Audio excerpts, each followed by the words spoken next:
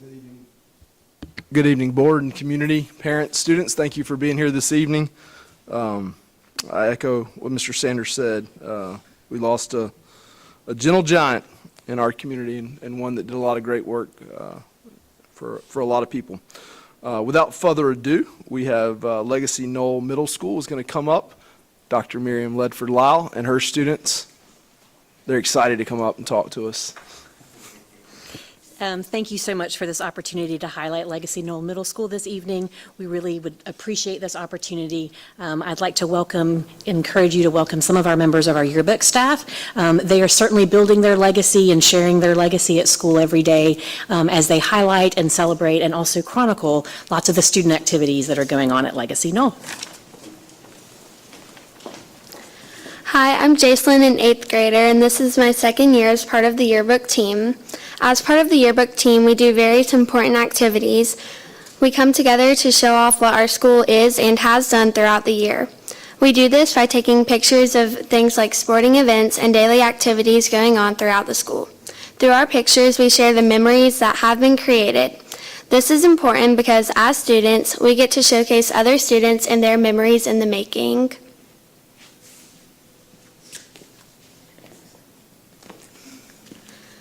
We have someone who was supposed to be here. She's Vanessa. She's another 8th grade student, and this is her first year taking the class. By having this program, it provides us with an opportunity to express our creativity and gives us a chance to do what we love. Yearbook also helps students with future jobs and skills like design, photography, and interviewing. This gives us a chance to do extracurricular activities that aren't just after school. Hi, I'm Emma, and I'm a 7th grader, and this is my first year taking this class. One of the best opportunities students have as a part of yearbook is going to different events and workshops like one we did this April. Some of the 7th graders got the opportunity to go to a workshop to learn about teamwork and new things that can help advance our yearbook. At this workshop, we learned how yearbook is not an independent class. Everyone works together to make history. We learned new ways to include more people and valuable skills for yearbook.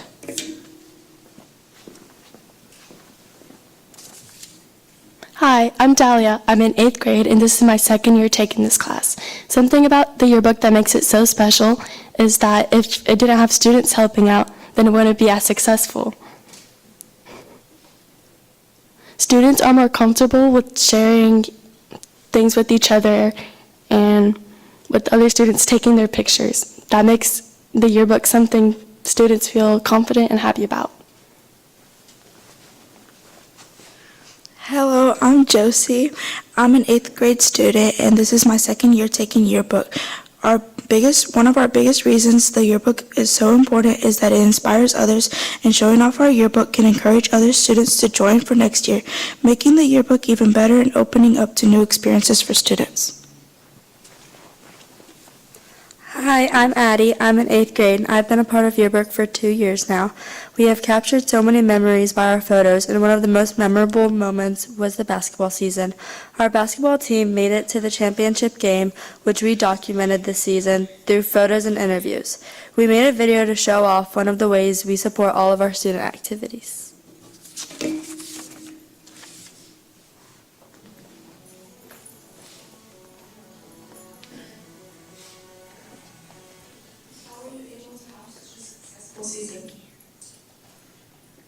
There's lots of things that go into having a successful season. I think specifically for us at Legacy Knoll this year, I think motivation was a big part of it. Hard work was definitely a big part of it. And just staying in the gym. Most of the players that I had this year were returning from last year. So as 6th and 7th graders last year, they had sort of a rough year. We got beat up a little bit, but we were able to compete in most of our games. But having that motivation to come back and win those games that we weren't able to win last year was a very big piece of it.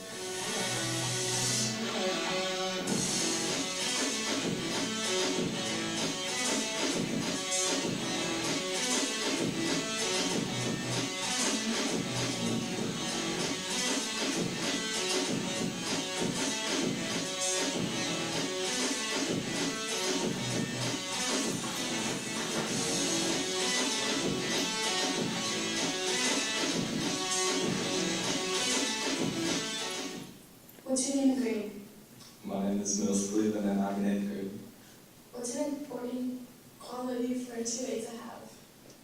Trustworthiness, because you have to trust with your teammates.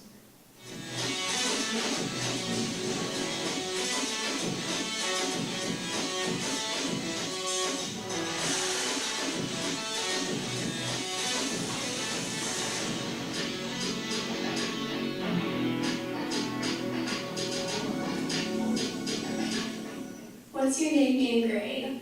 I'm Miles Richardson, and I'm in the 8th grade. What's your motivation for doing so well in basketball? My number one motivation to doing so well in basketball is to probably be like, I'm able to not only impress myself, but also be able to have an influence on all the other people around me.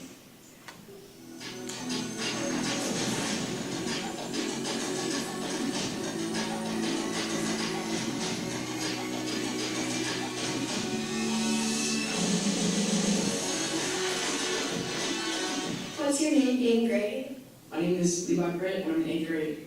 What was your favorite part about the basketball season? My favorite part about the season was when we played West Jackson, because like a lot of people were like hyped about that game. It was like all over social media and stuff, and they were talking smack to us, and so like it felt good to just get out there and beat them, and then to beat them in the playoffs, it was even better. So that was my fun.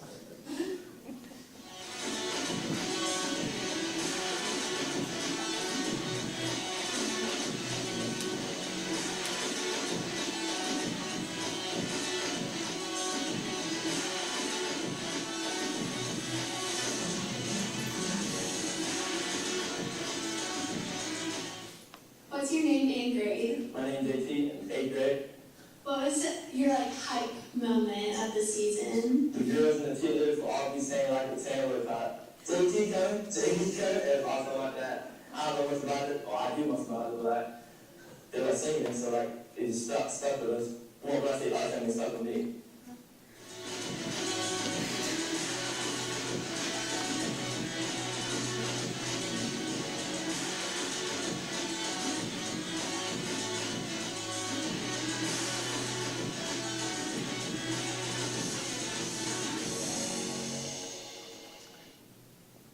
What's your name and grade?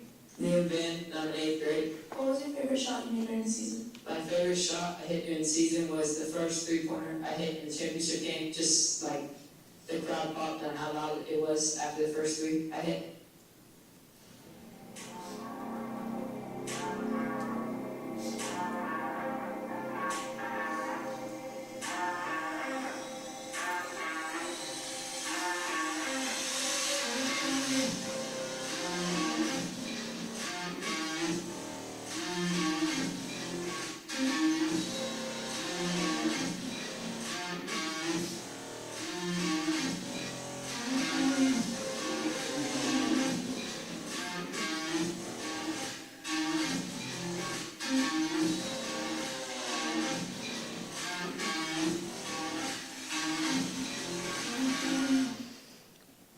We had another girl who couldn't make it here today. Her name was Allison. She's in 8th grade, and this was her first year in yearbook.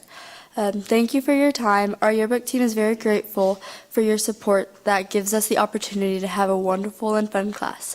We would like to give you one of our yearbooks that our team created last year, our very first yearbook of Legacy Knoll Middle School.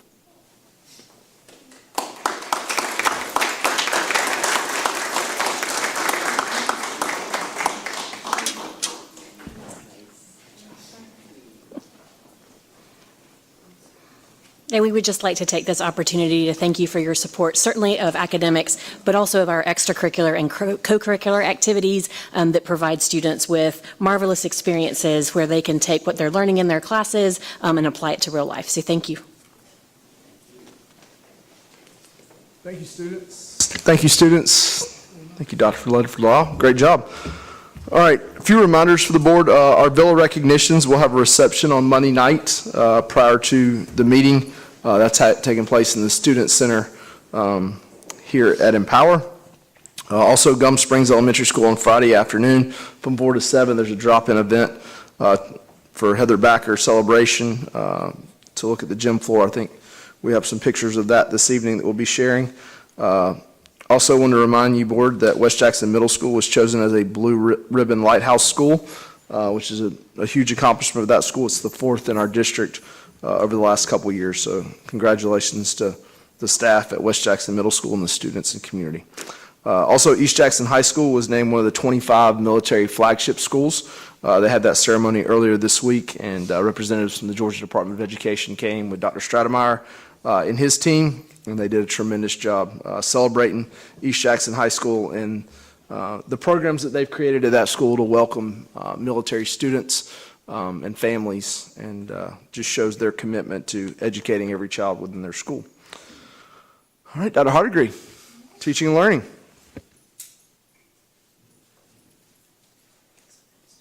Well, good evening. Great to see all of you. Wanted to give you a little update tonight because we have come through our Cognia review. We had the virtual review the Thursday before spring break, and we were all a little relieved, especially me, to check that one off. But really want to thank the team. It's, work like this, it is a lot of work, but it's also really a joy to be able to tell the story when you have so much good stuff to share.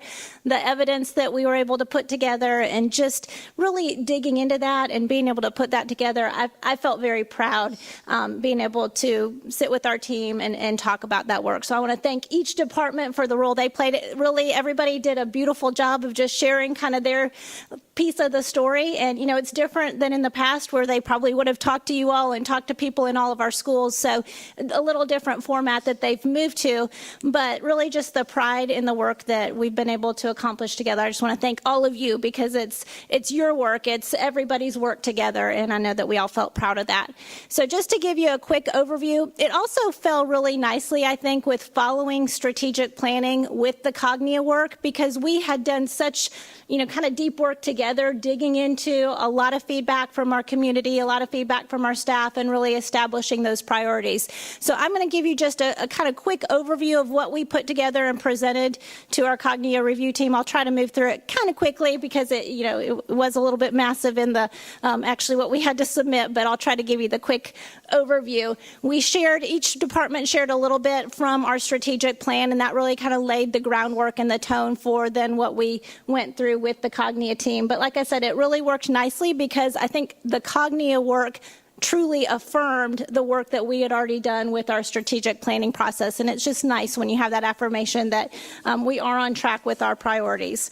So just as a reminder, here's our teaching and learning priorities, but each department shared their goal areas there with the Cognia team. And then we shared a little bit just of what emerged in our self-assessment. So the way it works with Cognia is they want you to assess yourself on all of the standards, and then they also go through based on the evidence and the report that we put together, and then they'll give us a rating. So all of our leaders, all of our principals, APs, teacher advisory committee went through those standards and helped us to rate ourselves and looked at the evidence, looked at the rubrics. And so we had some strengths and some focus areas that emerged from that work. And really, you won't be surprised by this at all, but our strengths are just that we keep students at the center of our decision making. We really put students first. So that's just thank you to you for always doing that. Your strength was recognized that the governing authority and leaders consistently and intentionally collaborate to work together with students at the heart of that in alignment with our mission, our purpose, our beliefs. And I think just, again, that good work that we all get to do together, that really emerged as a strength in that work. And then just that we stay focused on really giving our students an authentic experience where it's the whole child, that where we really are about the student experience. A few areas for us to continue to work on. We know that we want to continue to work on student engagement and students having opportunities to think critically, to collaborate, student choice and voice, and goal setting, and then just continuing that curriculum work, the professional learning, and the support just to continue to get better. So those were the strengths and the focus areas that emerged from going through all of the standards together and doing that self-assessment. We then also had to do 3 kind of data analyses. One was based on performance, and then we had stakeholder and observation data. So I'll just give you a quick overview of that. And all of this is data we've presented time and time again, but clearly, we're very proud of the fact that we're continuing to increase in all areas in terms of content mastery. And then that point of pride with our graduation rate being at an all-time high and looking at that continued steady trend of an increase with our graduation rate. We continue to really stay focused on our reading status. It is both a celebration and an area of focus for us. We're making good progress. We want to continue that good work. And then our increases in our elementary and middle school CCRPI and content area continuing to increase in all areas. We want to stay focused on our subgroups, really looking at those student groups and closing those achievement gaps, really focusing in on our English language learners as that population continues to grow, our students with disabilities. So those are some areas for us to just continue to deepen our work that emerged through that performance analysis. Like I mentioned, continuing that focus on reading status, and then also continuing to work on our readiness indicators, and attendance is one piece of that. Any questions about that? I know that's a quick overview of the performance analysis. It was actually quite a bit, and I want to thank Dr. Peacock because he really dug in deeply on that and continues to. He has data analysis a hobby for him, so he spends lots of weekends digging into the data. Next, we had our stakeholder analysis. So we used the Cognia. Cognia has a survey. You probably saw that. So we administered that survey 2 times over the last 2 years to all of our students, our staffs, and our families. And then we also used the Georgia Health Survey and our federal program survey. So we had kind of a triangulation of the stakeholder data that we were able to dig into.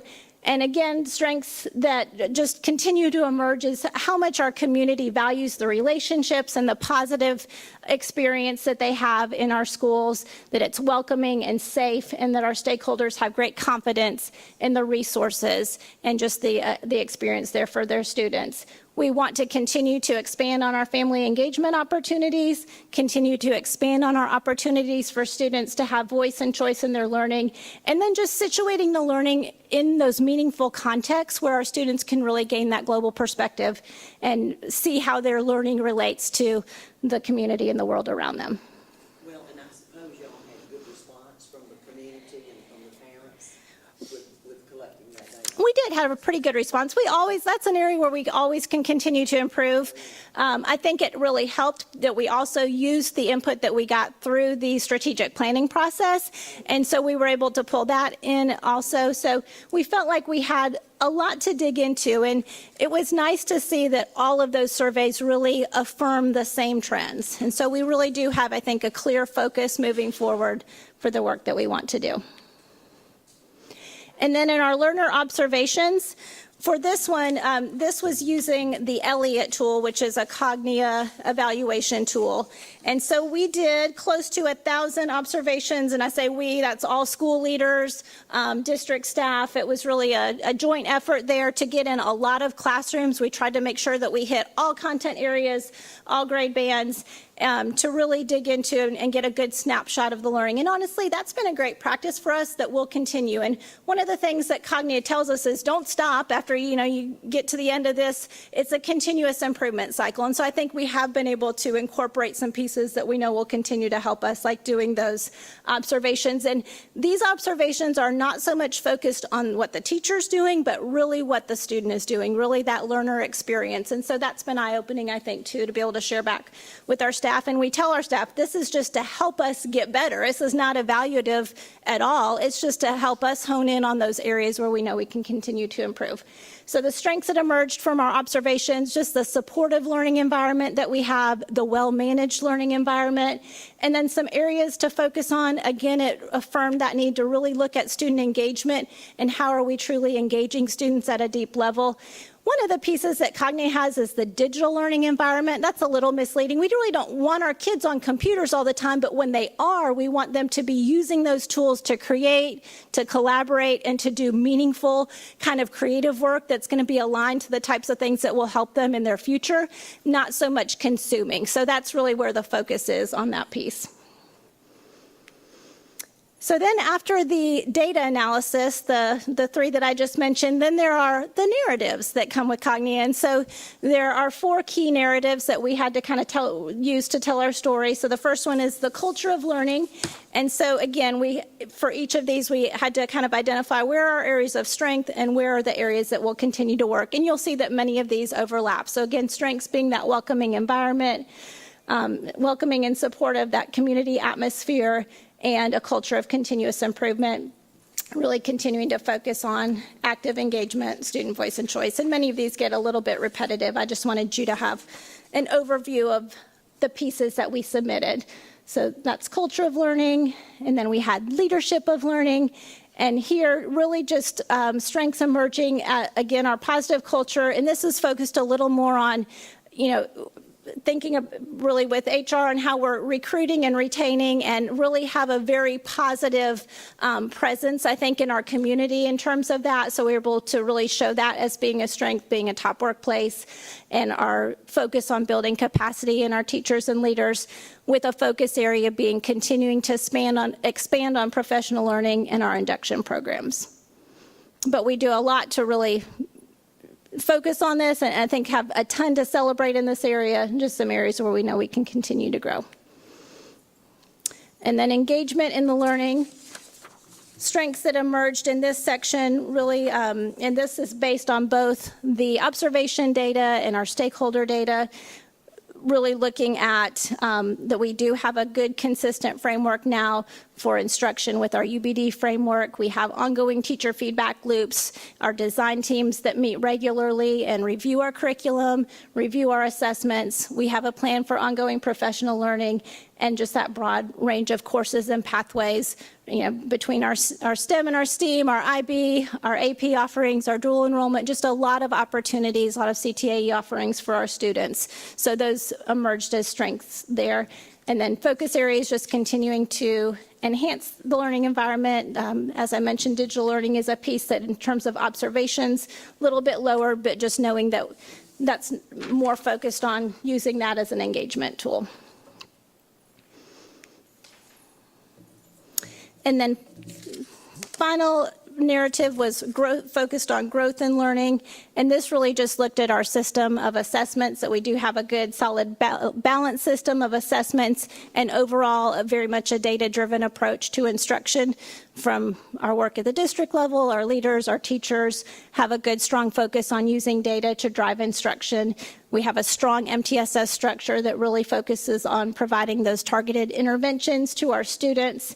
So those are a lot of strengths that emerged, and then working on continuing to build that consistency of learning at all tiers and really those student outcomes, and working to streamline just the access. One of our goals within our strategic plan is just making that data very usable for everybody at all times through kind of a data dashboard. Working to expand the professional learning and monitor implementation. So that's a super quick overview of the pieces that we submitted to Cognia and that we presented on as a team. Again, it was just a really kind of a proud moment as we shared all of the work that we're doing. And Dr. Brown did a really great job of filling all of the time so that there was not even a single question from the team. So as you know, he likes to kind of drive that narrative, and he did a great job of that. The team all did their part, and so we got to the end and we said, do you have any questions? And they said, I don't think we do. You guys covered it. So I kind of took that as a win. We will get the final report next week, so we'll share back the results of that. But overall, just kind of glad to have gotten through this part. Check that off the list. Was any questions about how we are implementing AI or what our plans are for that? Did that come up at all? That really didn't come up. I think maybe Lisa Wilbanks shared a little bit that we have done some professional learning and that we've, that's a piece that we've incorporated, but that was not a question that came up. Yeah, I didn't know if that was part of their evaluation or not. It's fairly new, so I guess it hadn't arrived yet. Yeah, they're just focused on wanting to make sure that we're engaging our students, whatever the emerging technology is. Yep, we sure are. Any questions about the process? Appreciate all of your support and appreciate all you do so that we can share that really great story and that great narrative. All right. Mr. Schultz, I think we got.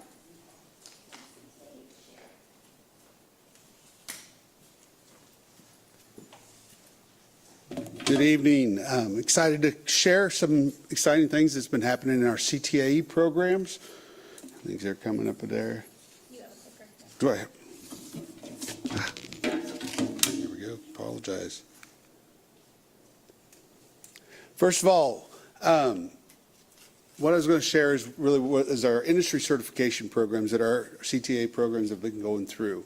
It's happening here at Empower, Jackson County, and East Jackson schools. The certification program actually goes with the school and the program. So if the program's at two different high schools, you have to go through industry certification, two separate ones on those. We're doing that right now with one of our food sciences, we'll see.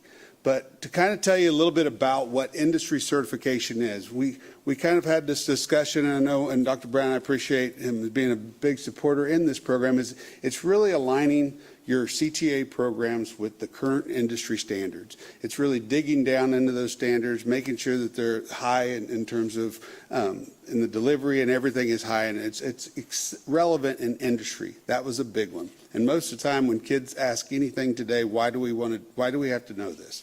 You can put that relevancy with it, and it makes a great partnership with the community in those programs itself.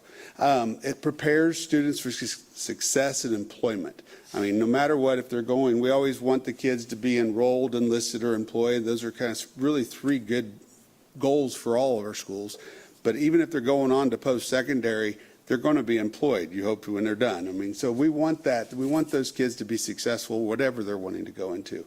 One thing, too, it's a great collaboration with the Department of Education, with our local school system, and the industries, not only at the local level, but also on the state level. We want our kids to be successful, and we try to put those programs here that are very high in demand for our area, but we want them to be able to go anywhere in the nation. And also one of the things when we talk about it too, it helps our community, because if the students are prepared when they leave our programs and go into work with the community, that's a skilled labor force that, I mean, they're begging for that right now. So we really appreciate it. This industry certification program, you have to go through it. You apply for it in the spring. Once you are accepted, then the next year, the teachers go through this, and it's digging through data. It's very much, I mean, it's on a little smaller level, but it's their program, really pulling the data, pulling the information about their programs, everything from equipment, what are they teaching, the standards and everything that goes with. They do have to program, or they have to go through reauthorization every 5 years. So our programs that have gone through it this year, 5 years from now, they'll reapply and go through it again. Some of our beliefs in our programs and our goals, this is something I think is really it hits the ground, is we believe that programs become industry certified, it receives a stamp of excellence. It represents the apex of a program, what it should be. And I think that's really what we want to know. People in the community, they want to know if their child is in these programs, is this going to be the apex? Is that going to be the program that's going to prepare them? And so I think that's really, it hits hard right there. One of the things too is it's very rigorous review from this. They have program specialists that come out that's on the teams that review everything. They have also business leaders and from the community. They have other teachers from other programs and all the different things. And they'll even have their CTSO, their Career Tech Student Organization, the information that they provide on those. All of those, they're digging in that information and really looking at it for a well-rounded program.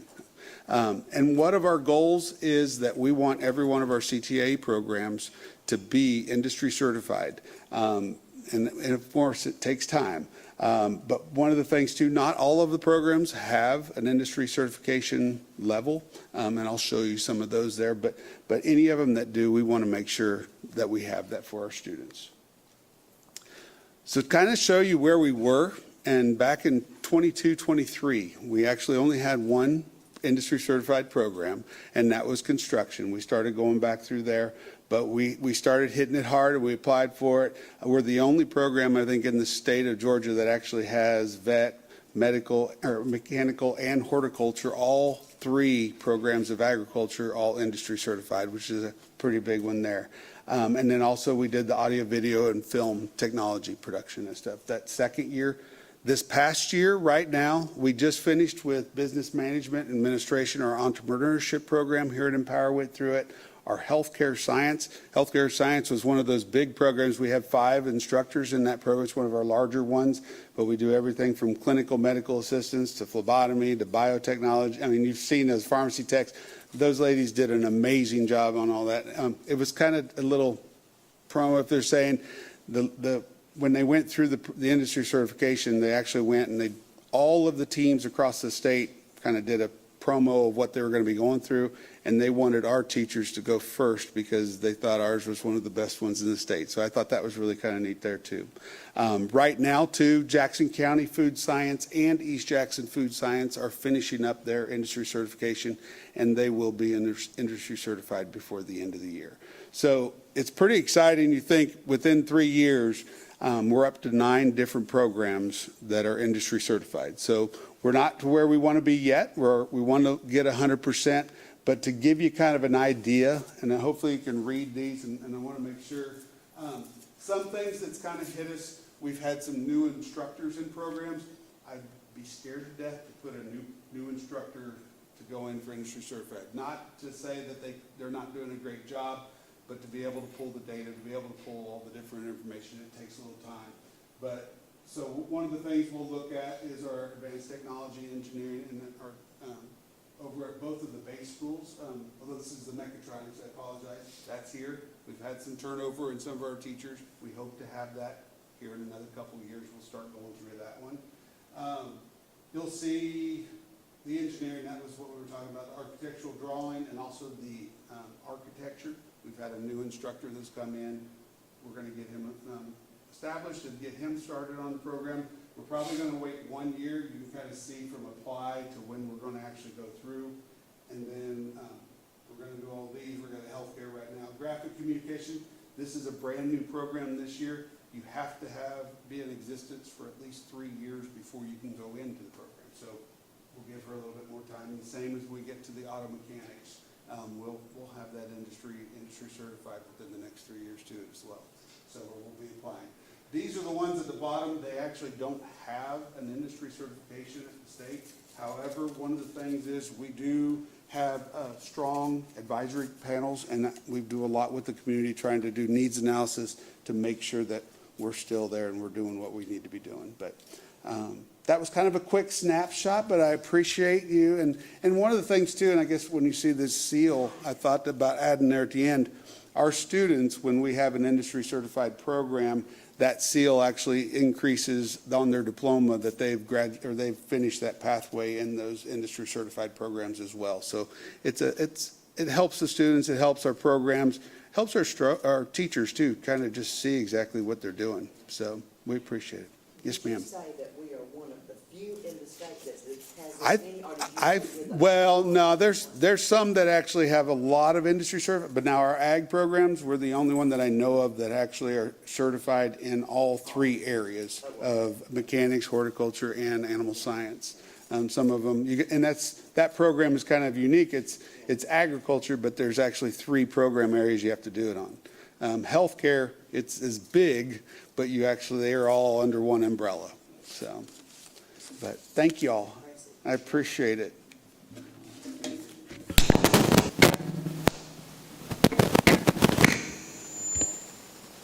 What did I do?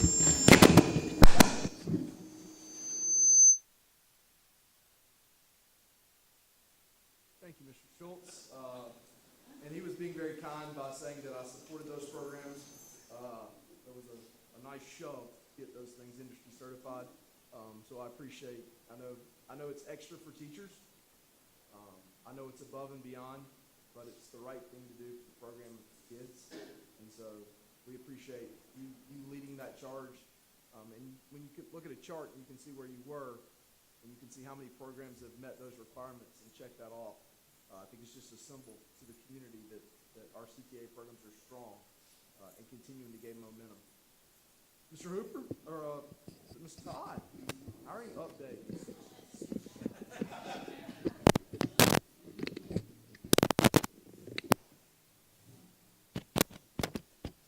Testing. Don't touch it. No pressure. All right, don't touch it. I'll try my best. Well, good evening, board. I am happy to be here tonight to share a few things from the HR department. If those slides are ready. The first thing I wanted to talk through is just to give you an update on our partnership with ESS and our substitute fill rates. We continue to see a substantial improvement in our fill rates for substitutes. In fact, the fill rate, if you'll see that next slide, has improved by almost 12% from last year. And from last school year to this year. So we went from an average fill rate of 80% last year to 92% this year. So that's great. And not only did we improve that fill rate, but we also filled 16% more positions. And that's because we are growing in our staff. So they have done a really good job of keeping up with not just our staff growing, but ensuring our active sub pool is growing and that those positions are being filled consistently. The unfilled requests, so absences that did not have a sub, dropped by 59% from last year to this year. So that is just a huge improvement from our previous data that we have shared before. So we're trending in the right direction. And we've got stronger sub availability, and we seem to have continued coverage in our classrooms for absences. Is it working? Am I doing it or are you doing it? I'm nervous because I don't want to touch anything and mess it up. Okay. All right, so new hire data. We have onboarded 66 new certified staff members, so that gives us an 82% fill rate. That leaves us with 22 teaching positions to fill district-wide. And while that feels like a lot to our principals who have those one or two, that is actually a really good place to be in heading into the hiring season. It's a great reflection of the recruitment that we have done, that our principals have been out there getting those interviews in and getting hires to you for approval. And it's also a testament to the appeal our district has to attract these great educators. And so we're very proud of that data. And as you know, in this world, there is always turnover. Education just is like any other business where you are going to expect some turnover. We've had 81 certified staff indicate they will not be returning next year. But despite that, we're maintaining an 84% retention rate. And that is a relatively strong percentage compared to state and national averages. So we're very, very proud of that, and we get it. We know that employee movement is a normal part of this season of hiring, but this data really does help encourage us and shows that most of our certified staff, the majority, are choosing to stay with us, and that speaks to our culture and climate. Isn't this in line with what we had last year? It is, yes, ma'am. It's a little higher. We were about 82%, so I'm going to say it's an improvement because we're at 84. That's exactly right. We're going to claim it. We're going to claim it. So speaking of culture and climate, we've launched a new step in our onboarding processes, and it starts as soon after all in favor say aye at the board meetings. We send out a personalized welcome email to all of our new hires as soon as they're approved, and it outlines the next steps in the process very clearly.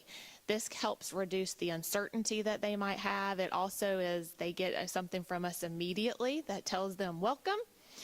And you'll see the little links at the bottom that walks them through the next steps. And it's just a way to get them excited about joining our team. To streamline the process and reduce paperwork, we have an online onboarding platform. So they can access all the information about any of the Infinite Campus, any of the platforms that we use within our district. They can go ahead and get familiar with those from their phone, from their computer, as soon as they get this email. It allows them to also complete their forms. You know, in HR, we love a good form, so they do have to fill out some information for us, but it's all electronic now, and they can get that done at their pace and get it submitted quickly. And we've just made it a priority to keep that communication flowing. Our principals have done a great job of checking in with their new hires regularly. They're sending them cards, they're honoring them during their staff appreciation weeks, and making them feel a part of the team, having their own staff members reaching out and welcoming them, and just keeping them supported and informed, and so they feel like they're a part of our team from the moment that they are board approved. And really, that's just a way that we stay focused on retaining as soon as we recruit. And I want to say that this process especially is a testament to Mr. Geralds, who is our Director of HR, who's here tonight. He's kind of spearheaded this and make sure that our new hires get all of this information just as soon as we leave the board meetings the next morning. He's very busy making sure all of this gets to them and has been the main point of contact for this process. And so I appreciate him and appreciate all he's brought to the district to help us recruit and retain the best of the best. Any questions?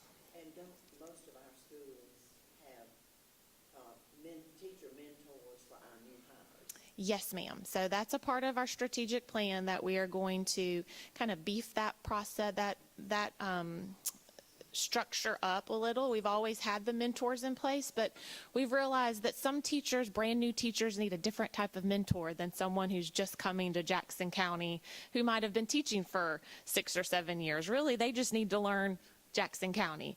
They might not need as much support in classroom management. So Mr. Geralds and I are also working on making sure that program is tailored to fit the need of those new hires. Is there some kind of training for those teachers that are going to be mentors?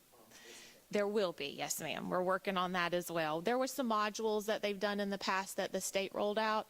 And again, it's very generic and tailored to one type of mentor. So we're looking at making sure we're training them on a lot of different things and helping us with that. So yes, ma'am, that's a part of our process.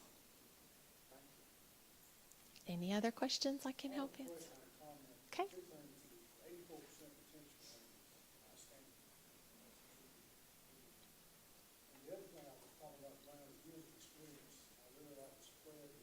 We've got a lot of young teachers, but we've also got a lot of 6 to 10 and are really good, not concentrating on this. So I don't know how you did that.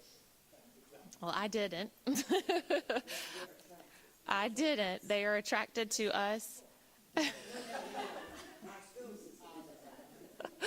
Well, and one thing I will say, Mr. Sanders, and I appreciate you bringing it up, is as being able to add to that salary schedule like we did last year, where we're honoring our veteran teachers who are choosing to stay with us, was a huge recruitment and retention piece. So we thank you for that, and hopefully we can continue to do that as we get into the budgeting season. Any other? Thank you so much. All right. Good evening, board. Always a pleasure. I'll start with an update that I gave you at the board retreat about our JCSS Foundation. I got a short presentation here. Excited about moving forward with this to continue to enhance supporting education, our educators and our students through the foundation work. And so an introduction, remember, it's a nonprofit. And so that was established, this spring as we kind of get it rolling along here. So first board meeting for that board will be on May 1st right here. So I'm really looking forward to that. We'll ratify some bylaws for that, work on the mission statement, and then go through the scholarships and grants. Currently meeting with corporate and local sponsors who want to get involved. Obviously, we already had a great amount of sponsors who are very excited about the foundation establishment. So having conversations with them along with new ones as well, and just trying to figure partnerships out. A lot of people want to get in on the grants and the scholarships to fund that and really provide opportunities for our educators and our students. So it's really exciting to be part of those conversations with people saying, how can we do a scholarship? What, how does that work around our business and different things like that. So very exciting there. The people that are going to be on our board, you see Ms. Dodge is going to help run the numbers and keep us on board there with money. Mr. Wester, Ms. Brookshire, a retired principal, Ms. Fran Dundor, who works for the Governor's Office of Student Achievement, Mr. Don Claresy, Sarah McKinney, who serves on multiple boards in Jackson County and is going to be a great asset. And then Mark Kuzka, if you remember, Mark did car rider duty for every day for 5 years straight at West Jackson Elementary School, big advocate of ours. And so really looking forward to all their partnerships. When I talked to all of them on the phone and asked them if they want to join us, they were like, yeah, tell us how and when. And so really excited to get to work with them again as we move forward. Some sponsors we're already working with that have been sponsors of ours and are new. I'm excited about the Atlanta Falcons one. I got a conversation with them a couple weeks ago, and so working on some stuff, some different events that we can do and get them involved, and doing some kickbacks on some ticket sales and stuff like that will go to the foundation. So excited about that. Obviously, our partners that are already up there, some great things as well. Oh, picture didn't load. Sorry about that. So, teacher grants, what that'll look like. Well, I'm like PE grant for our PE teachers, a community and family engagement grant, Let's Build STEM grant, obviously building on the STEM, literacy leader grant, CTAE, and performance in the arts. So really want to be well-rounded in what we can provide for grants. And then, photo didn't load again. Scholarships, same kind of thing. So for students who are going to go in PE and the healthcare route, I think it's important to have a Let's Get Technical scholarship for our students go to tech schools. So STEM and performing arts. And then I would love to have a educator leader, someone who wants to go become an educator when they leave. So to support that as well. So, and we'll, do the Teacher of the Year banquet, community kickoff. We'll support first readers and the Inspire Ed conference as well through the donations that'll come through the banquet to the foundation. So really exciting there. And then we've got a website dedicated to the foundation, the jcssfoundation.org. And so a lot of great opportunities there. People can donate directly on there as well. They will be able to as we'll set that up. So really looking forward to the work of the foundation and getting out in the community and partnering with people. So any questions on that? No? All right, awesome. And then last thing, as Ms. Todd was saying, culture and climate. We've probably seen this, but we got this award in the mail with the USA Today Top Workplace. Came with a fancy little trophy. It's been sitting on the front desk of our central office now for last couple weeks. And I took it to bring it here, and I'll be happy to put it in our trophy case out there to add to the stuff. But again, this was a third-party staff survey. Went along with the AJC Top Workplace for 2024. And then we got the USA Today one as well, along with the Education Industry Leader Award. And again, that's our people saying great things about how they like to work here. So I didn't win many trophies as a kid, so it's really cool to be part of an organization that wins trophies, and I get to hold it for a second. It makes me feel pretty special, like Rory McIlroy at the Masters, I guess. I don't know. But I didn't really do anything to get this, but I didn't win a lot as a kid, so I'm holding this for at least a couple more minutes. So any more questions? No? All right, thank y'all.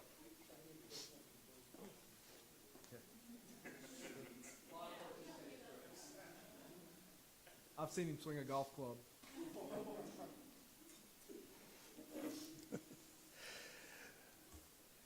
Good evening, board members. Dr. Brown. Grateful for a chance to share a few things with you this evening. We'll begin with enrollment, and we have students in our schools, in case you were wondering. And those numbers are holding pretty steady at 11,251. Just a few things to kind of point out that since the beginning of the year, we've seen growth in several of our schools, especially at the elementary level. We've seen 73 students added at West Jackson Elementary School since August. We've seen 41 students added at Heroes Elementary School, and that's over 1,000 students in its first year. We've seen 28 students added at Maysville, which is the fastest growing school on the east side at this time. We've seen 41 students added at Heroes, we talked about that, 28 at Maysville, 17 at North Jackson, and 25 students at Gum Springs. And West Middle has grown by 43 students since the beginning of the year. So we are seeing that growth, especially on the west side, and we expect that to continue. Dr. Brown called me over spring break on Friday and said, have you been on Maddox Road? Oh my heavens, what's going on? I said, yes, sir. It's not slowing down at this point. They are building and moving dirt all over the place on the west side of the county. So we anticipate that will just continue. But we're holding steady, and the county population is continuing to add students for us. Yes, sir. On the east side. It is. At this point, this year. There are a couple of subdivisions in Maysville that are adding students, yeah. Yeah.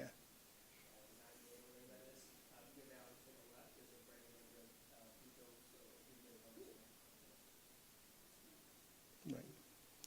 And so that's, we anticipate that will just continue, folks. So we're excited to welcome these new Panthers and Eagles to our district. Moving on to the next item for you is we're just excited to have our schools working hard to provide opportunities in the summer for our families and our students to be part of all the great things that happen in our school system. And so there are over 30 camps that are already planned. And we're grateful for Mr. Hooper and his team who have done a great job collaborating with our schools to get the word out, right, via social media. There's a website connected to our school website that folks can go to and find out all the information about the different camps that are available. But Ms. Wheeler, we know that you want to get in that wrestling camp, so there's 2 of them available for you, one on the east side and one on the west side. You would be wonderful at anything. But there are cheer camps, that's right.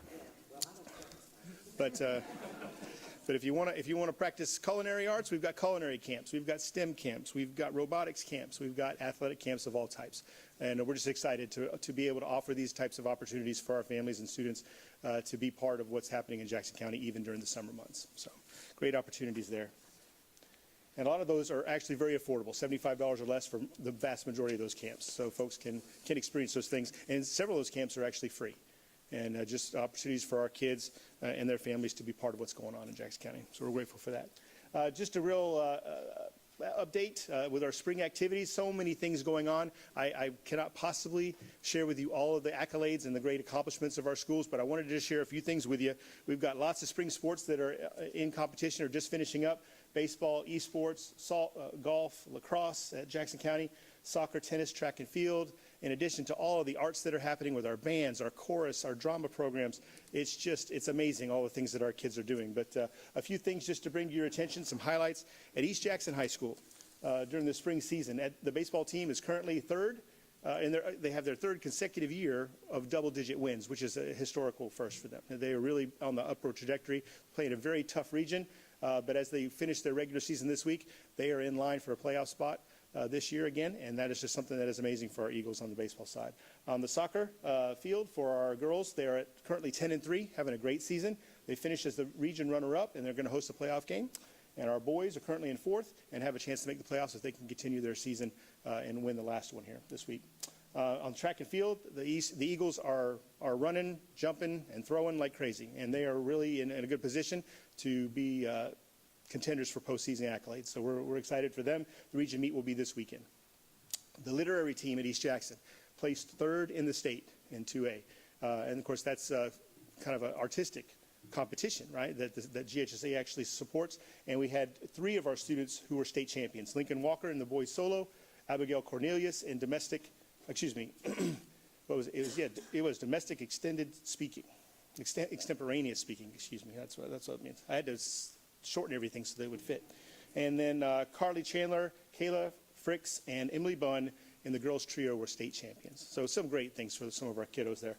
The tennis team at East, the girls have secured a playoff berth, and the boys are still in contention, just fighting it out there to see if they can make the playoffs as well. And we can't go without talking about Dr. Chandler and the chorus at East Jackson. Their year has been filled with accolades, but they had the opportunity over spring break to head to Spain.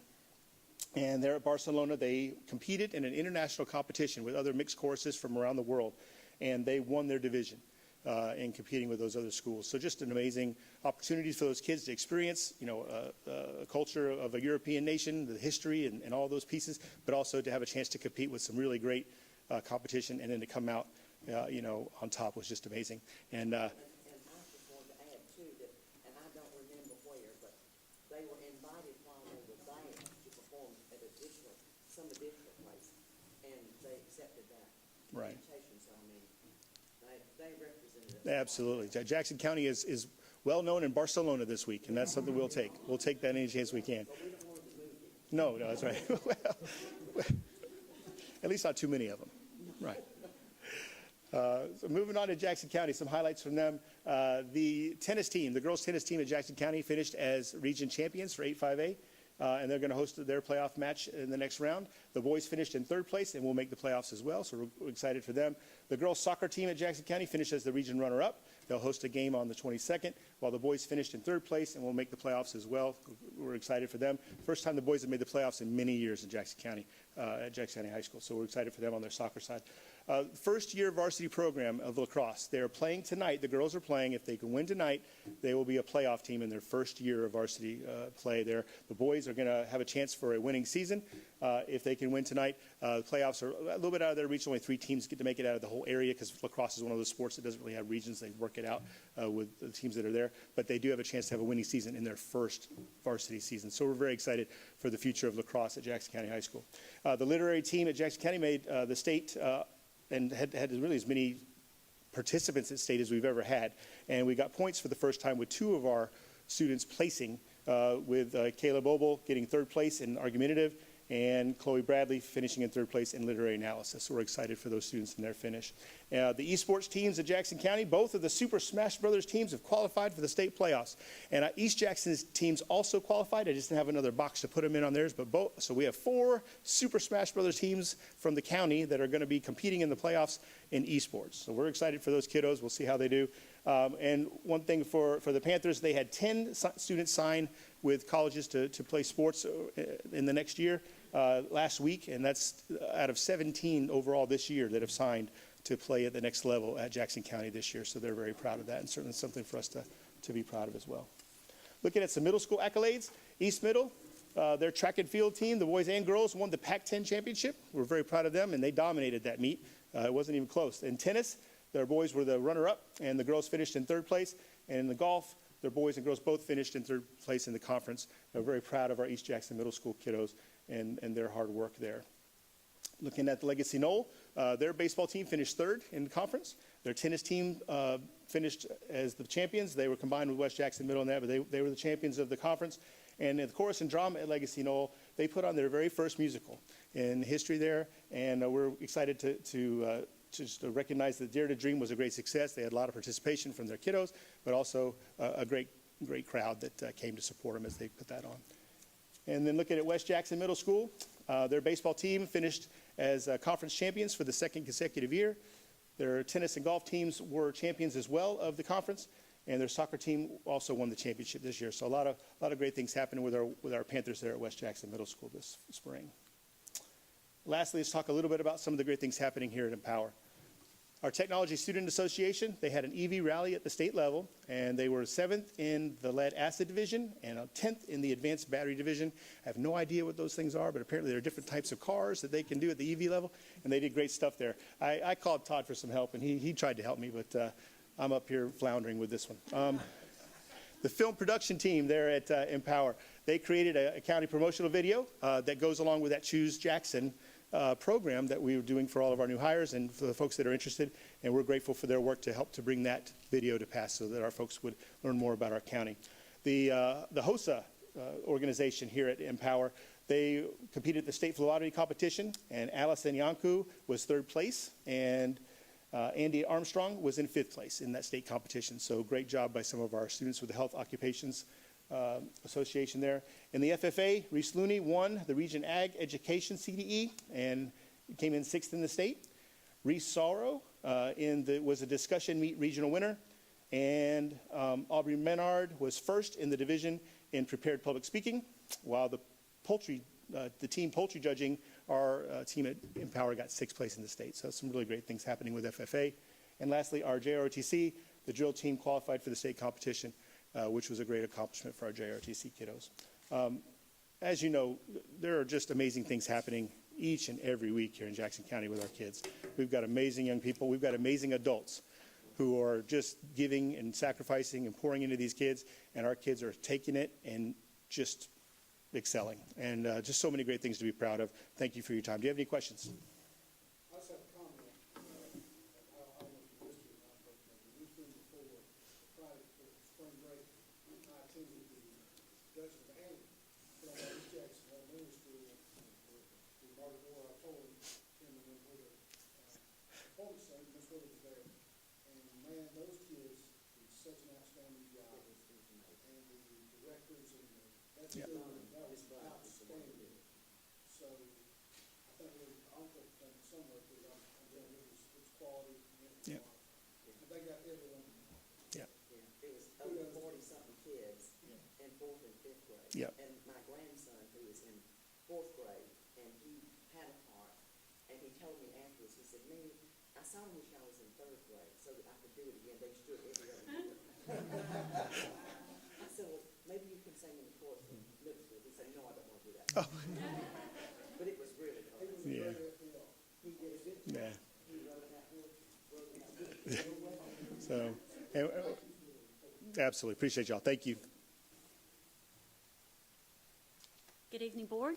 I will be quick because I've just got a lot of good information to tell you about as far as finances go.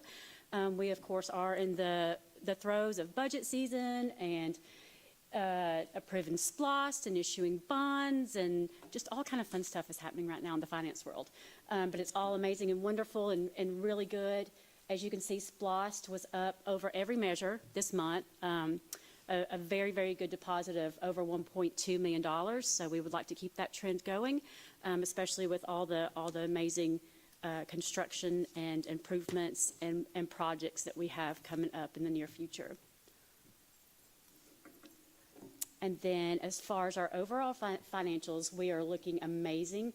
We are at $39 million for our ending fund balance for this month. And that's just putting us on a great track, like I've mentioned before, of ending well over $30 million for this year. So that's going to put us at a really good place this year.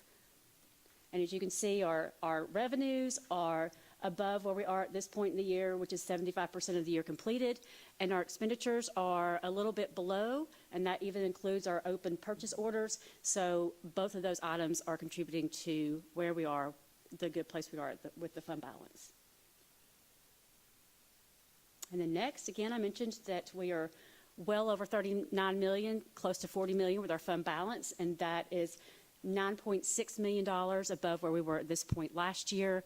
And again, we are trending to end the year at a very good place. And the last two items that I have for you are just resolutions that we need to sign regarding the bonds and the eSPLOST. One of them will just be for your review. It's the declaration of the election results. And so we will be presenting that along with your approval for us to actually issue the bonds. We have given both of those to you, and if those are approved and adopted on Monday, then we will submit those and move forward. Any questions?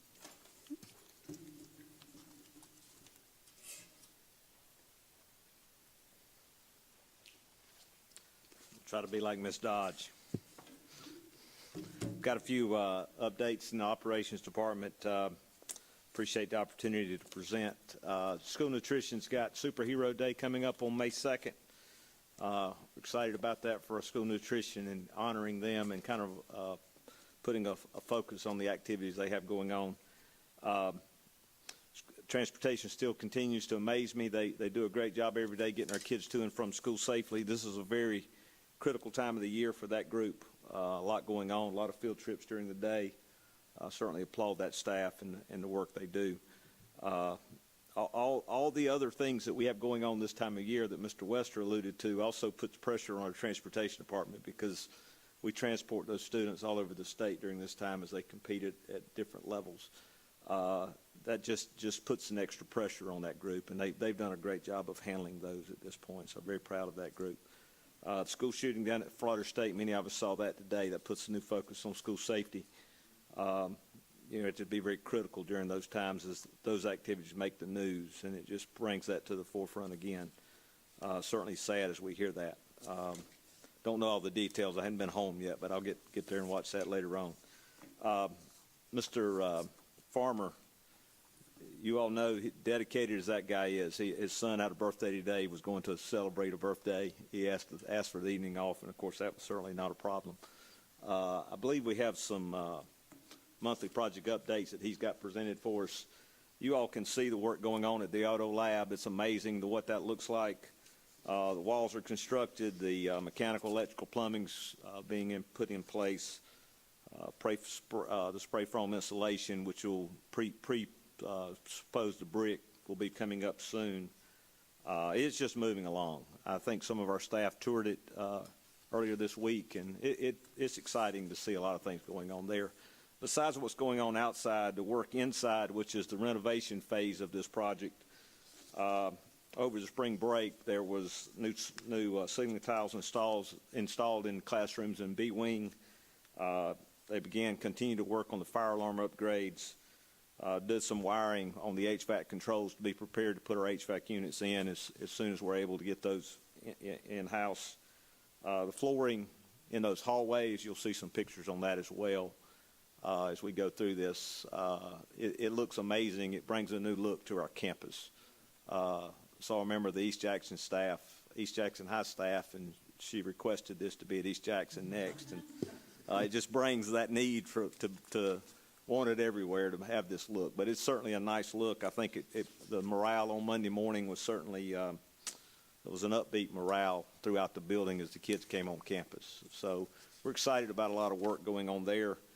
I believe the next slides show the renovations on the court at Gum Springs Elementary, which was refurbished over the holidays. Looks great.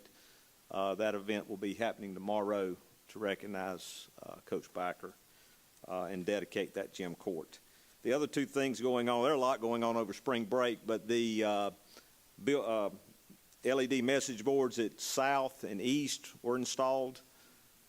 Still got some things going on there to get some repairs made to finish those projects, but that's exciting for those two facilities to have the LED boards, the signs, and everybody's going to want one of those next. But these were projects funded by their teacher group, their parent associations, through fundraisers. I think at the county office, county level, we help fund that, but that will be a payback process that those groups will fund. We're excited about that. Work at the renovations at East Jackson Middle. We're also continuing, finished 2 halls, painting, flooring, ceiling tiles, new lights in all the classrooms, and it brings a new look there. Very excited, the staff at that facility, as they returned after the break. Just a ton of work. Our maintenance staff need to be applauded for sure. Sprinkler repairs, pressure regulator repairs, just stuff all over the county during spring break was accomplished. We were cutting trees down, doing a lot of work where our kids were not here. So certainly can't say enough about Mr. Farmer and supervisory staff and the guys doing the work, if I can say that. Any questions or comments from operations? We got a good crew all the way around, so very pleased. Thank you all.